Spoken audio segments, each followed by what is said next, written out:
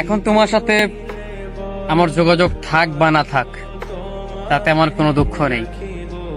আমি যতটুকু পেরেছি আমার সাধ্য মতো আমি তোমাকে ভালো রাখার চেষ্টা করেছি। এখন হয়তো তুমি আমাকে আর খুঁজে পাবে না, হয়তো আমি বহু দূরে হারিয়ে যাব। তুমি হয়তো ভাবছো এটা আসলে আমার অভিনয়, তাই তো? না, আসলে যে মানুষ প্রচন্ড প্রচন্ড রকমের অভিমান, কষ্ট, দুঃখ নিয়ে তোমার কাছে ছুটে আসে, সে মানুষ আসলে তোমাকে ভালোবাসে। সে আসলে তোমাকে এইটা বোঝাতে চায় যে তুমি ছাড়া তার কেউ নেই।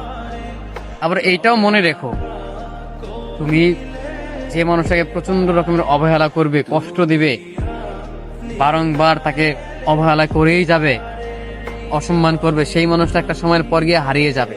তখন চাইলেও আর তুমি তাকে খুঁজে পাবে না। অতএব তুমি এটা মনে করো না যে আমার অন্য কেউ নেই বলে আমি তোমাকে ভালোবাসি।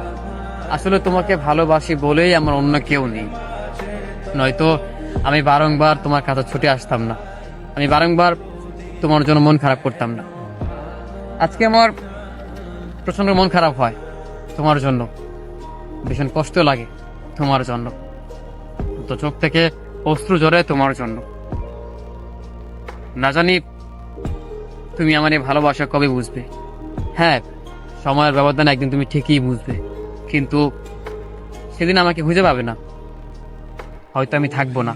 তবে তবে একটা কথা মনে রেখো, আমি সাধ্য মতো তোমাকে ভালো রাখার চেষ্টা করেছি, সবসময় চেষ্টা করেছি তোমাকে খুশি রাখার।